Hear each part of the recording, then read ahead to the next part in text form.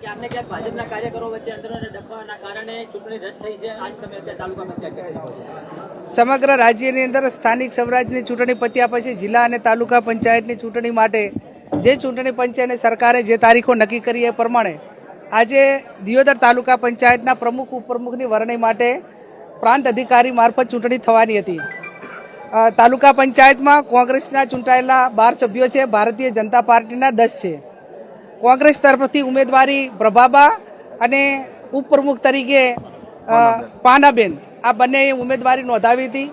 અમારા તાલુકા પંચાયતના 12 સભ્યો એ 10:30 વાગ્યાથી કરીને સભાખંડમાં આવી ગયા હતા. ચૂંટણી અધિકારી કોઈની સરકારની ભલામણ કે સરકારની મિલીભગત અને એમના આદેશ પ્રમાણે જે સમય મર્યાદા નક્કી કરેલી હતી એના કરતાં 1 કલાક લેટ આવ્યા અને આવ્યા પછી જે અગાઉ એમને એડવાન્સ પ્રી પ્લાન બનાવ્યો હોય એ પ્રમાણે ભારતીય જનતા પાર્ટી પાસે બહુમતી ન હોવાથી એમની પાસે બહુમતી નથી, માત્ર એમના 10 સભ્યો હતા એટલે તાલુકા પંચાયત એમની બનવાની નથી. એના કારણે એમને સૂચના આપવામાં આવી કે તમે અંદરો અંદર બબાલ કરીને એકાબીજા સાથે બાજવાનું અને પછી લો એન્ડ ઓર્ડરના એટલે કે કાયદો અને વ્યવસ્થા જળવાનું નથી.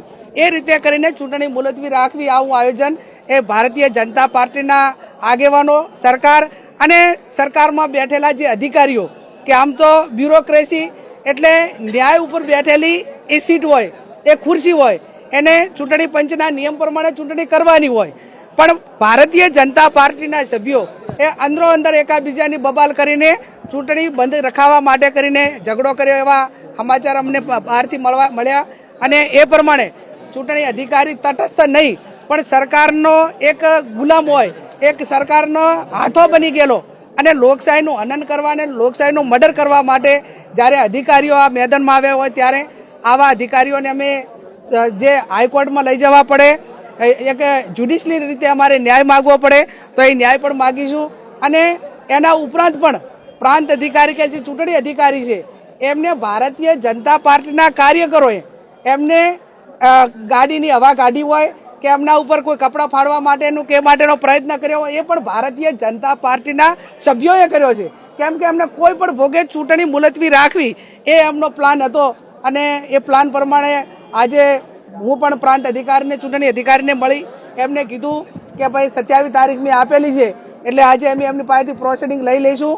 પણ ભારતીય જનતા પાર્ટી એ સત્તા આગળ એને નથી લોકશાહી દેખાતી, સામ દામ દંડ ભેદ ત્યાં સુધી તો હતું જ, પણ હવે અધિકારીઓનો પણ દુરુપયોગ કરીને ચૂંટણી મુલતવી રાખીને તાલુકા પંચાયત કોંગ્રેસની બનતી અટકાવી છે. અમે હાઈકોર્ટમાં દઈશું અને જ્યારે પણ ચૂંટણી થાય ત્યારે અમારા 12 સભ્યો અડીખમ રહેશે અને તાલુકા પંચાયત કોંગ્રેસની બનશે. જનતાબેન ક્યાં સુધી રાહ જોશે? 8 વર્ષે તો ચૂંટણી આવી છે. પહેલા 5 વર્ષે તાલુકા જિલ્લા પંચાયતની ચૂંટણી આપવી પડે, એને બદલે છેલ્લા 3 વર્ષથી તાલુકા પંચાયતની ચૂંટણી નથી આપી, જિલ્લાની તાલુકાની, એને 8 વર્ષ થઈ ગયા અને 8 વર્ષ પછી પણ જ્યારે એમને ચૂંટણી આપી છે ત્યારે ઘણી ગાંઠી તાલુકા પંચાયતો કોંગ્રેસ પાર્ટીની જે લોકોએ મત આપ્યા છે, લોકોએ એમને ચૂંટ્યા છે અને છતાં પણ એમને પચતું નથી. ત્યારે ભૂતકાળની અંદર કોંગ્રેસની સરકારો હતી, બીજી સરકારો હશે, પણ ક્યારેય બહુમતી આવેલા સભ્યોને કે બહુમતી જે પાર્ટીને મળી હોય એને આ રીતે લોકશાહીનું હનન કે લોકશાહીનું હત્યા કરવા માટેનું કામ એ ભૂતકાળમાં કોઈ સરકારોએ કોંગ્રેસને નથી કર્યું. ત્યારે આ લોકો સામ દામ દંડ ભેદને અધિકારીઓ, પોલીસ તંત્ર અને પ્રાંત અધિકારીઓ હોય કે ચૂંટણી અધિકારીઓ હોય એમને પણ તટસ્થ રહેવા દીધા નથી. એ આવનાર સમયની અંદર સમગ્ર દેશની અંદર આ એક આ લોકશાહી ખતમ કરવા માટેનું અને બંધારણને ખતમ કરવા માટેનું કામ એ આ ભારતીય જનતા પાર્ટી કરી રહી છે. હરકીસ કોંગ્રેસ પાર્ટી એ અંગ્રેજો ગોરો સામે લડી હતી અને આજે આવા ચોરો સામે લડશે, અડીખમ રીતે લડશે અને તાલુકા પંચાયતની ચૂંટણી જ્યારે એમને આપ્યું હોય તે એટાણે આપે પણ કોંગ્રેસની જ બનશે.